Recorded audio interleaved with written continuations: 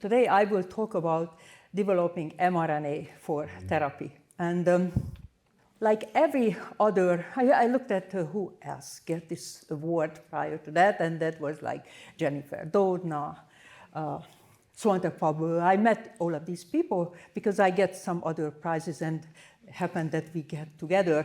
And anyway, so I heard talk, and as other technology, this mRNA technology was also similarly to what Jennifer Doudna presented, was coming out from the academic discovery, and then when understanding the technology, people realized that maybe it would be useful, and then they made a little company, and then small companies started to do things. And when they needed, realizing that it will be a helpful emerging new technology, then, the large companies help with financing and running the clinical trial. And up until recently, we thought that that's it, for getting a new product, FDA product, and we are done. But we learned recently, not so. We need the society to accept what we discovered. So it is important for me, for you scientists, and those who are reporters here, to talk about and educate the public so that the society will accept what we discovered. And we, the scientists are doing so many things, and the gap between the average person knowledge and what the scientists are doing is so huge. And, we are worried here because there is problems here about, the misunderstanding, miscommunication. And we knew about the social media, people who learn immunology on the Facebook, they are, seeing things that the scientist has more impact and knowledge. And also we know these things, this Dunning-Kruger effect, that less somebody knows, more confident about the knowledge. And this is already well characterized. So that every time I have an opportunity to talk to the public or talk to the reporters, I try to do this to help the public understanding. And today I talk about, the mRNA. And so the mRNA was discovered more than 60 years ago, 1961. And it's kind of every 20 years, something happened. So at the beginning, just scientists looked at the mRNA when they isolated, look at how it looks, what it does. And then scientists start to making RNA. And, always some discoveries coming and pushing the science ahead. And then next 20 years, they start to see that, oh, maybe it will be useful for something. And the last 20 years or so, companies formed and they started to make clinical trials. So all of this started, in 60 years ago. And okay, in 1961, I was just 6 years old and I couldn't speak English. And so I was not reading the Nature paper reporting that mRNA was discovered. So again, mRNA, what is in the vaccine, we did not invent it. Nature invented in your cells there is messenger RNA. And with this discovery, we understood that the DNA is the blueprint, is in the nuclei, and there is temporally one part of it transcribed to an RNA, which is translated in the ribosome to protein, and we are from protein mostly, or the protein produce lipid or sugar and other things, and that's how we exist. So again, I said, scientists at that point, they could not synthesize, they could just isolate. And when they could isolate, because early on they discovered that RNA in the other end, that's we call scientists 3'. that has a poly-A tail, and immediately another scientist discovered that, oh, there is a way to use it to purify with inventing oligo-DT cellulose and purifying the RNA. Other scientists look at the other end, the 5' end is here, you know, with the cap structure, so they discovered. So one scientist discovery is helping always the other discoveries, and this is how it happened. And that's what was about the structural importance of the RNA. And other scientists start to use the mRNA to see that what it does and how it makes the protein. And one interesting thing was that scientists isolated RNA from reticulocyte. This is your red blood cell precursor, and it has a lot of beta globin, and it was so much in it that they could purify.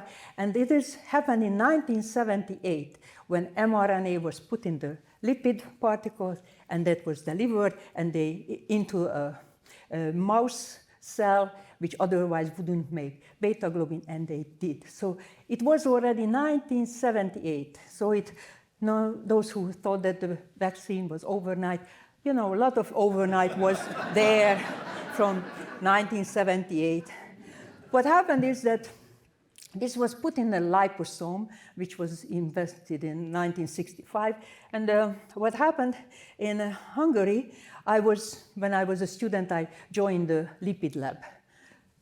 Not very exciting things. I wanted to go to the genetic lab, but lipid, you know, I mean, I am the daughter of a butcher, so I know what is about lipid.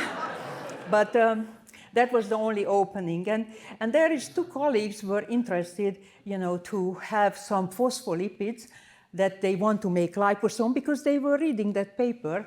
And we were behind the Iron Curtain, so we could not just order this lipid fraction, so that the PI at the lab went to the slaughterhouse, get the co-brain. And again, because I am the daughter of a butcher, I was not gooish about that.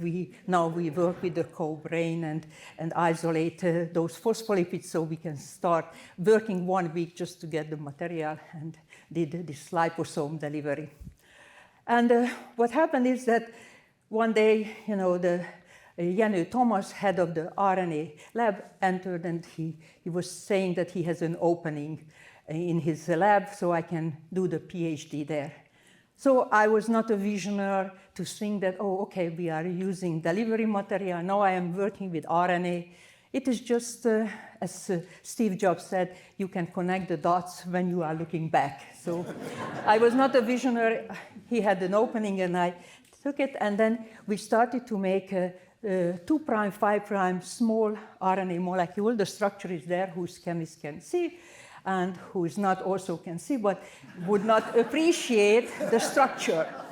And so this small molecule was just discovered 77, so I started working there 78. So 77, that this is an antiviral molecule. And my supervisor there was coming from the industry, and he said, we need an antiviral compound. So my role was to synthesize this compound enzymatically, chemically, and set up an antiviral screening laboratory with viruses and Symbis and other viruses. So this was very exciting, and started to do, you know, viral research. And here is just János Ludwig, my colleague. We were graduate students together, and if you read my book, which I wrote, you know, you can find very important quotation from János. And it is important, if students are here, yeah, there are students here, so it's important that you have to be kind to your fellow graduate student, even you are competing, because you need their advice. So anyway, this small molecule, which I synthesized chemically and enzymatically, is normally also produced in your body with this oligoadenylate synthase. Is producing this from ATP, and that molecule is supposed to activate an enzyme, and that enzyme will cut up, that was the idea, cut up the single-stranded RNA, which is viral RNA, and that this is how it is exerts antiviral effect. I have to say that, you know, I was young and restless at that time, but even today I follow the field. And what happened when we learned recently that those people who were very sick when they get infected with COVID, those children who get to the intensive care, this is the two enzymes, OS and the RNase L, which they couldn't make enough because they have the certain polymorphism. Actually, Svante Pabo was describing that we get from the Neanderthal and other. So this two enzyme was very critical to identifying that serious effect of the COVID when people get very sick. So this was all happened, this investigation I did in Hungary. And this was in 1985 when first time we ran out of funding. So I lost my job. I was exactly 30 years old. So I did come over to the United States, and because Professor Suhadolnik worked also on this project on 2', 5' molecules, but it was very difficult. I didn't even know a person who would have seen him. So he sent over, I asked him to send a picture so I will recognize him on the airport, but he just said that, he's 6 feet tall, and I calculated, multiplied, because I had no idea whether he's a short man or a tall one. We used a meter system. Anyway, I started to work in Temple University, and we did more of these modifying. Actually, he wrote the modified nucleoside basic book. But when it came, we are in 1986, 85, so we have another viral problem. It was the HIV. And we needed some antiviral compound, but we couldn't use this new molecule. So we went back and generated a double-stranded RNA, which was a mismatched double-stranded RNA. 1957 already discovered that double-stranded RNA can use an interferon. This molecule interfered with the viral effect, but it was very toxic. But here in 86, 87, we used mismatched double-stranded RNA, and we treated HIV patients. And so if you listen carefully, I said small molecule, RNA molecule, double-stranded RNA, everything was RNA in my life. And so from Temple, where again, I lost my position, but meantime, I was watching that what's going on in the mRNA field. Turned out that 1984, they discovered that mRNA can be done in a tube, in a test tube. And so this was giving people idea that now that we don't have to isolate and just selected RNA will be available to make protein, now we can do anything. And so it was an important discovery made actually at Harvard University. These scientists realized that the phage RNA polymerase, the phage is the virus of the bacteria. If you wouldn't know that even a bacteria has to worry about viral infection if the phage is coming and can kill them. And so they took this phage RNA polymerase and they generated beta interferon mRNA. And they injected it in frog oocyte because those are large cells and they can inject with a capillary. And then when they incubated, they harvested the media and it had antiviral effect. So this was the first time, 1984, when an in vitro produced RNA was translated in living cells. So that was very inspiring there. And so a lot of people get excited that, we could do so many things. And if you lived in the 90s and reading the RNA field, so that you can see that scientists already showed that injecting RNA in an animal, the RNA translated to the coded protein. And actually from the Scripps, Floyd Bloom, who was editor of Science, he published that injecting vasopressin RNA to the rat brain, he could treat for certain diabetic diseases. That paper inspired me for years. And for years, I followed all of the author that what they will do. I have to say that no other paper came out. Just that was the one. But it was enough to inspire me to keep looking and doing my experiments. Other people like 93, already 94, they started to make mRNA for vaccination, influenza vaccine they produced. And in 95, 96, and later on, actually, they generated mRNA for cancer vaccines.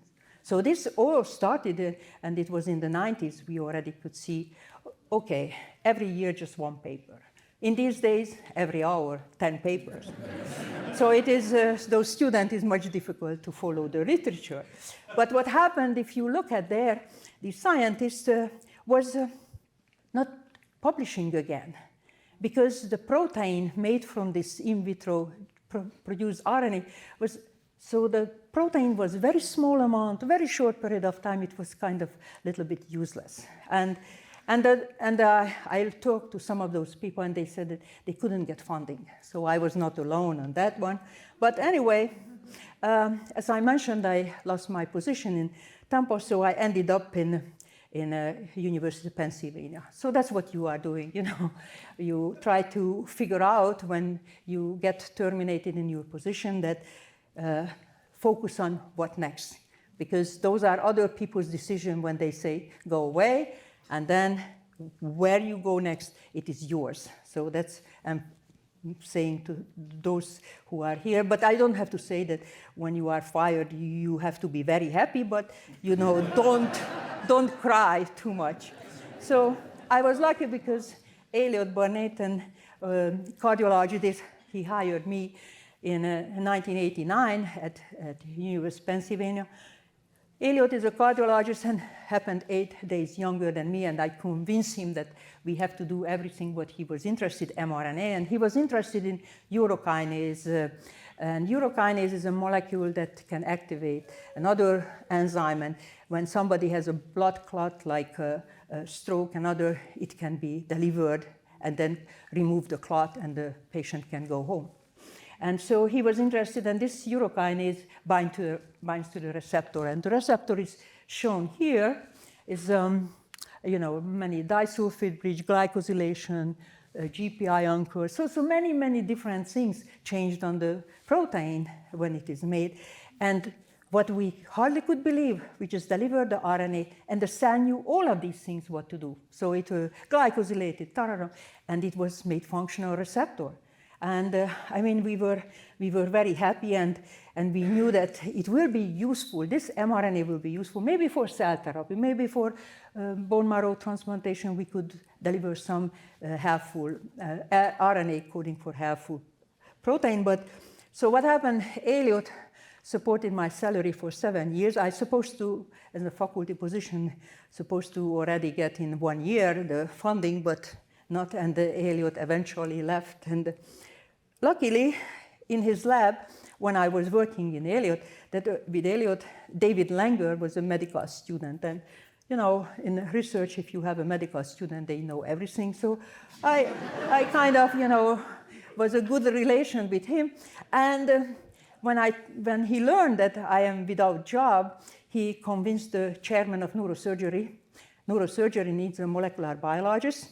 And of course, he was so convincing, and I get this laboratory. 17 years I worked here. Yep. I did all of this modification, everything I did here. And it was a one-person show, so that I pick up the radioactive material, defrost the freezer, whatever needed, I did. And I had never had technician and assistant there. But so, and you could see none of the picture, I had a lab coat because budget was short. And so what happened with David, you know, we start to figure out how we could do something good for patient who gets stroke. He's a physician, goes just like Elliot went to treat the patient, and then I, you know, as a basic scientist, together we try to invent things. And so if we respect each other, educate each other, come up with new innovation. And so we try different things, but he also has to leave. But he came back for 17 years, you know, to make sure that they, you know, when it was very close that they will fire me, that he made sure that I can stay. And one day, you know, I met Drew Weissman at the Xerox machine, and the younger one might not know what Xerox machine is, that, copy machine. And we used to read the paper not on the screen, but, on a real paper, and we had to copy it. And anyway, so one day I have seen I was working in neurosurgery, but I knew the code for the Department of Medicine Xerox machine. And then I keep going back there, and although neurosurgery department is usually very rich, but they didn't have there, where the research part didn't have a copy machine. Anyway, so I asked, Drew was telling me that he was a new guy on the floor, and he was telling me that he came from, just started here as an assistant professor in infectious disease, and he worked with Anthony Fauci. Didn't ring a bell for me. I was not in the field, and then at that time he was not in the television every day. And anyway, if he would be there, I didn't really watch TV. And so he's telling me, Drew, that he was interested to develop vaccine for HIV. And I like to brag, and I told, I make RNA, any RNA, and that's how he asked me that, can you make this HIV-specific gag RNA? And he gave me the plasmid. I made the RNA. We put on the cells. He could make this very special human, so-called dendritic cells, which is a professional antigen presenter cell. Was just a couple of years before was discovered, but he worked with that, and it was very critical for our research. So we put the mRNA on the cell, and he was very happy because all of this, what you need for a vaccine, was wonderful, all of this activation marker and so on.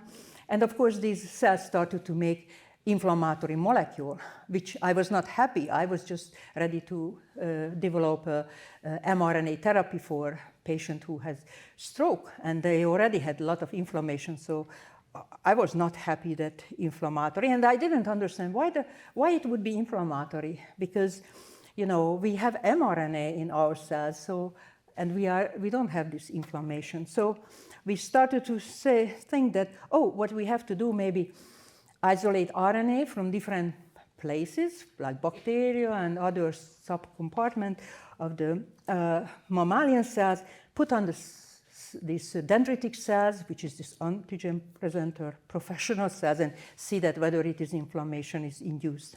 So that's what we did, and what we found, this in purple you can see that that's the RNA I made in the tube, and what we isolated, measuring now the inflammatory molecules, they were not as inflammatory, and the bacterial RNA was still very inflammatory. But if you look at closely, you can see that tRNA, this is called transfer RNA, was not inducing any inflammatory molecule, and this was just put it there as as a control, because I had a collection of RNA, and always like test that out, and so that's what happened. Then tRNA, this transfer RNA which we have in our cells, is full of modified nucleoside.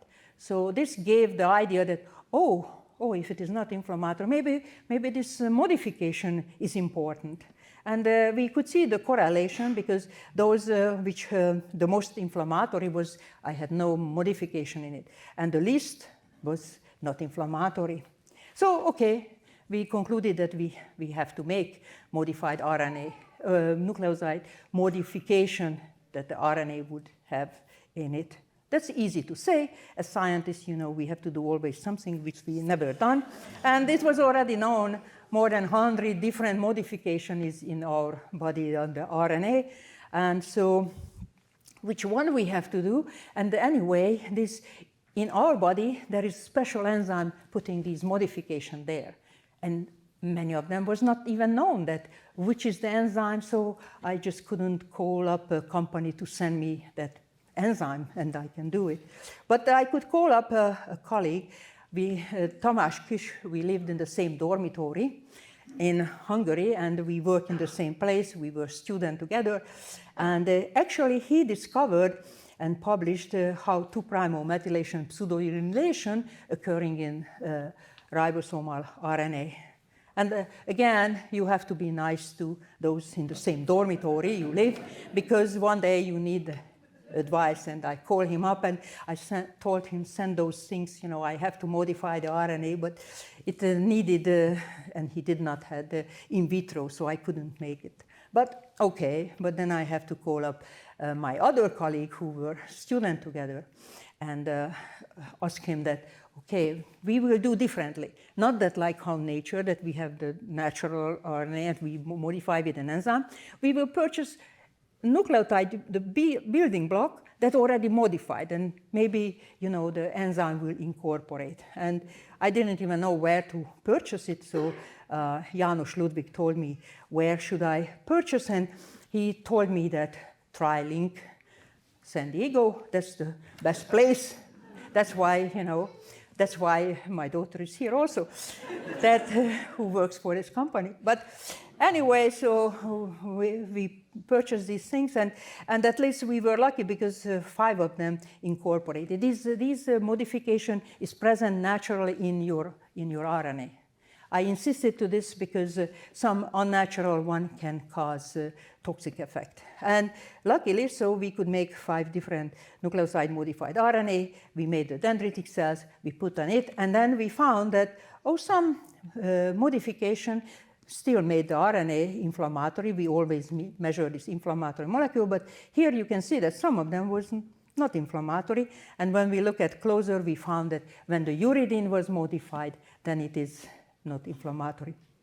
And so we realized that in nature, when an RNA is coming from outside, from damaged cells or bacterial cell or something, then uridine is recognized, and we identify the receptors. And of course, we wanted to make therapeutic, or Drew wanted to make the vaccine, so it had to be coded and translatable, the RNA. So we tested out, and surprise, surprise, the nucleoside-modified RNA, pseudouridine containing, maybe people can learn even that word, not just mRNA and PCR.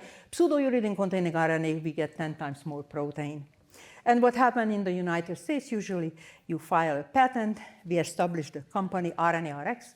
You never heard of, because we never really get the patent for our company, but we submitted a small business grant, and then from the NIH, and we proposed that we will use this nucleoside-modified RNA to develop therapy for anemia.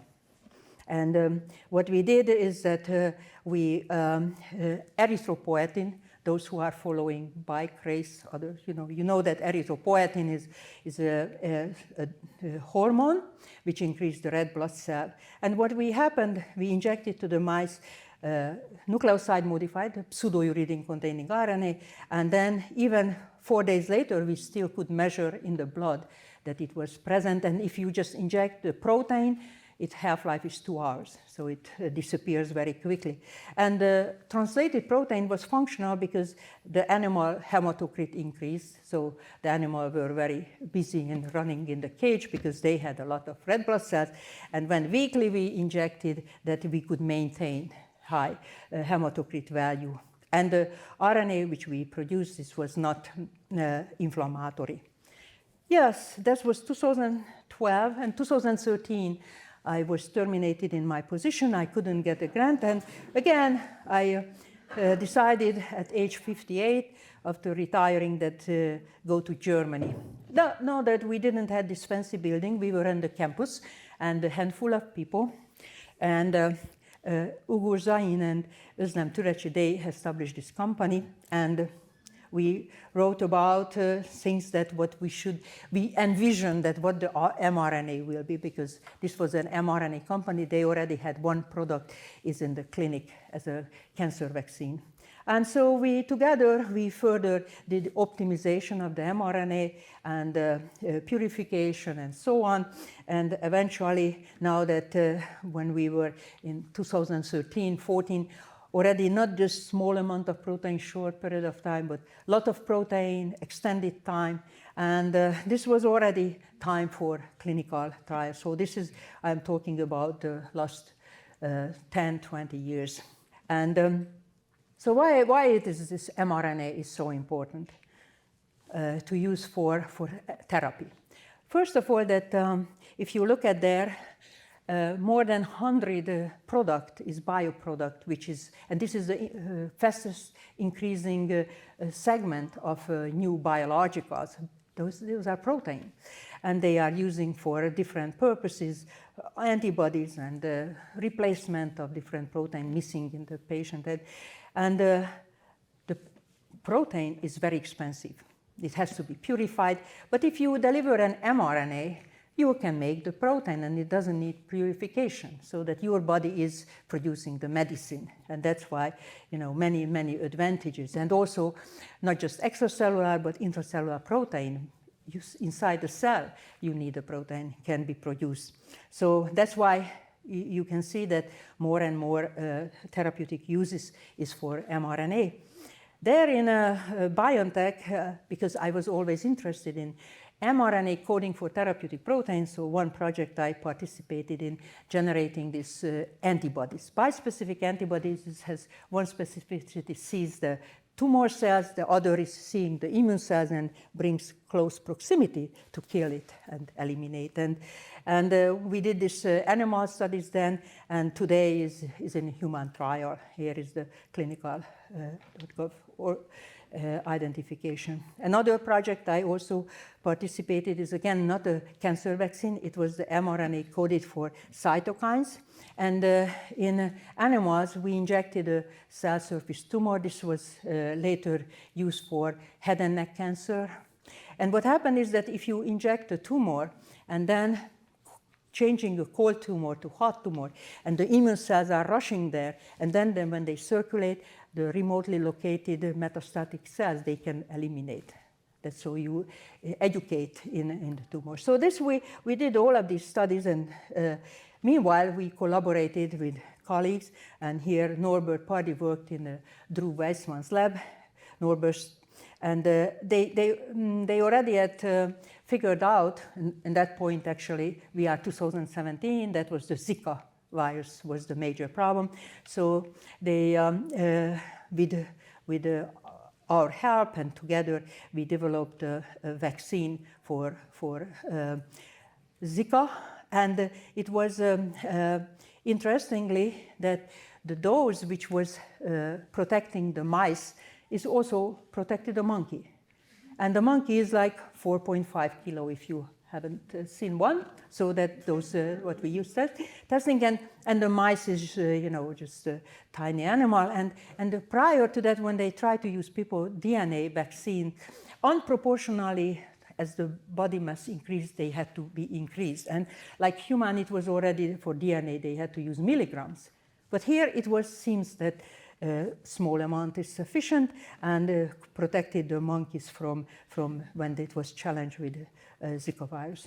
And we are, getting close to 2020, but I have to say that since you probably didn't attended, there are some maybe attended RNA therapy meeting, so that prior to 2020, there were already messenger RNA was used in human trial. mRNA, which was modified or unmodified and had lipid nanoparticle, almost identical what you get when you get your vaccine, was already in human trial. The CureVac did one with the rabies virus, and Moderna did avian flu, and two Zika viral human trial was performed, as well as for CMV virus. So it was already human trial with this kind of molecule. And I don't have to say too much about, because probably you watch TV constantly and you knew that what happened when in January we learned the sequence information, and in March 16, Moderna already injected the first volunteer, and then phase 2 and phase 3 trial. The phase 3 trial result was out in November, and December already people could get the vaccine. And so everything, you can see that it was 60 years when we get discovery of RNA and became FDA-approved product. And a lot of people work there, and in today is, more than 250 human trial with mRNA. And BioNTech, Pfizer started actually to develop 2018 already the mRNA vaccine for influenza. And we were ready for human trial right before the pandemic happened, end of 2019. But all of a sudden came something else, and flu was pushed back burner. And now that influenza, both Moderna, BioNTech has phase 3, so those will come out. Now they are also mixing up with RSV and influenza and COVID. So one shot and 3 different respiratory disease vaccine you can get. And this is in clinical trial. Also, they have 3 different HIV vaccination, Moderna has, and EBV, CMV, and also for those which we don't have vaccine, or for example, like for shingles, which we have the vaccine, but it is expensive. And then both Moderna, BioNTech is developing for shingles virus. And not just viruses, you know, we have already mRNA-based vaccine in human trial for bacteria.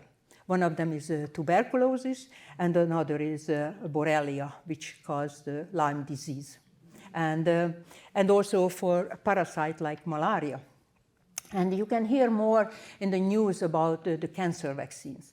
So the cancer vaccine trials started 2003 when CureVac did the first trials, and more, every time we learn and we are more precise technology and more understanding.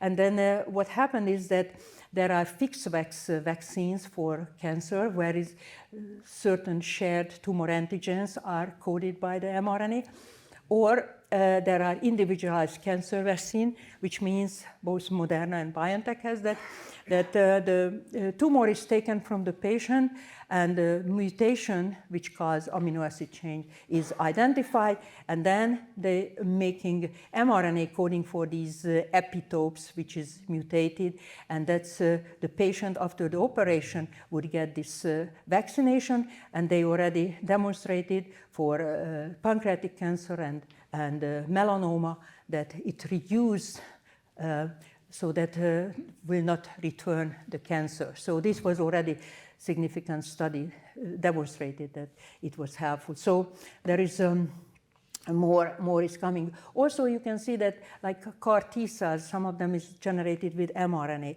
Some of them is a viral product, but it is expensive, very expensive if you have to generate virus. So now you can see that different like other kind of mRNA coding for other molecules could be replaced that, so that it will make mRNA is cheap. Okay, the vaccine is, you know, is recorded, but $2 or something the vaccine. But you know, the testing and evaluating it of course it costs money, and the mRNA was also used acute diseases and genetic diseases. So, for example, for cystic fibrosis, several study was already done, and it is presently also evaluating to treat a patient with mRNA, and some rare diseases and allergies and many other things. And it is so I have to read the literature constantly to see that what enters in human trials. And now that beyond 2024, I also try to inspire the next generation. Those most of these books were written by other people, but it is about me to inspire the girls. And the last one is that which is about my life. So if you want to know more that how to be resilient and be happy and do the research, and you can read it. And thank you very much for your attention.